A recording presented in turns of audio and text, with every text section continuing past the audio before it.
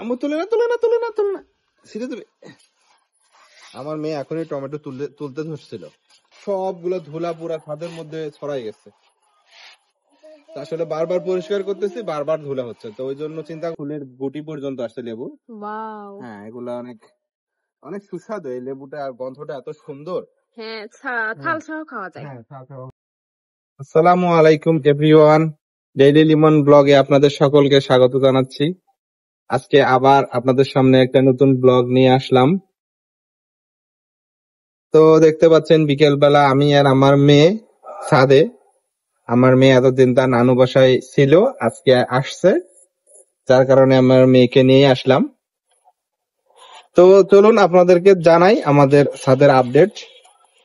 আসলে ছাদের আপডেট বলতে এইখানে আমরা মাটি অলরেডি তুলে ফেলেছি, এই দেখতে পাচ্ছেন আমাদের এই টব গুলাতে। এখানে তারপরে ওই পাশে যে টব দুইটা আছে ওগুলোতেও আমরা মাটি তুলেছি। এখন এগুলোতে আমরা এখন এই যে জৈব সার মিক্স করে বিভিন্ন ধরনের শাকসবজি লাগাবো। এবং আমাদের যে টমেটো গাছটা দেখতে পাচ্ছেন, এই টমেটো গাছটা প্রথমে আমি এটা ওই যে আমাদের লেবুর গাছের সঙ্গে এটা কিনছিলাম, ওইটাতে একটা টমেটো আসছে দেখেন, মাশাআল্লাহ, আর অনেকগুলো ফুল আসছে। আম্মু তুলে না তুলে না তুলে না তুলে না ছিঁড়ে দেবে। আমার মেয়ে এখনই টমেটো তুলতে ধরছিল।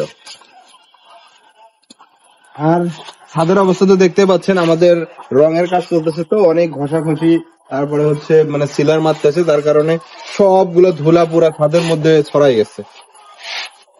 আসলে বারবার পরিষ্কার করতেছি, বারবার ধুলা হচ্ছে, তো ওই জন্য চিন্তা করলাম যে কাজটা হয়ে যাক, তারপরে একবার পরিষ্কার করে ফেলবো। তোমার মেয়ে তোমাকে কপি করতেছে, দেখছো?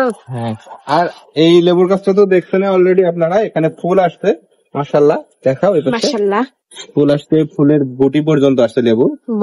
হ্যাঁ, এগুলা অনেক অনেক সুস্বাদু এই লেবুটা, আর গন্ধটা এত সুন্দর। হ্যাঁ, থাল সহ খাওয়া যায়। হ্যাঁ, থাল সহ খাওয়া যায়। আর এই তো আমাদের এটা হচ্ছে মেইন আকর্ষণ, আমাদের যে টমেটো গাছগুলো আমরা লাগাইছিলাম এগুলা খুব সুন্দর ভাবে মানে সবগুলোই বেঁচে গেছে, একটাও মারা যায় না। আমি ভাবছিলাম যে বেশ কয়েকটা মারা যাবে, কিন্তু আলহামদুলিল্লাহ সবগুলো এত সুন্দর হয়েছে, মানে আমি এটা আশাই করি নাই যে এত ছোট গাছ আর সবগুলোই যে বাঁচবে, এটা আমি মানে বিশেষ করে এই কানির গাছ দুটো এত দুর্বল ছিল, কিন্তু ওই দুটাও বেঁচে গেছে মাশাআল্লাহ। তো চিন্তা করছিলাম যে এখান থেকে কিছু গাছ আমি তুলবো, কিন্তু এখন চিন্তা করতেছি তুলবো না, যে এটার মধ্যে যা হয় হবে। একটু ঘন হয়েছে, তারপরে হবে একটা জঙ্গলের মধ্যে হবে এখানে। আর এই সাইডটাতে মাটি কম ছিল জন্য আমি গাছ গাড়ি নেই, মাটি দিয়ে দেবো, মাটি দিয়ে এই পাশে আমি টমেটো গাছ লাগাই দেবো।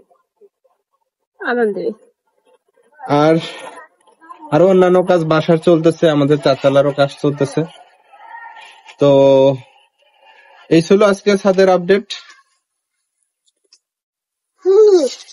আমি বেশ কিছুদিন আমার এই চ্যানেলে ভিডিও আপলোড দেইনি, এখন প্রতিনিয়তই দিচ্ছি।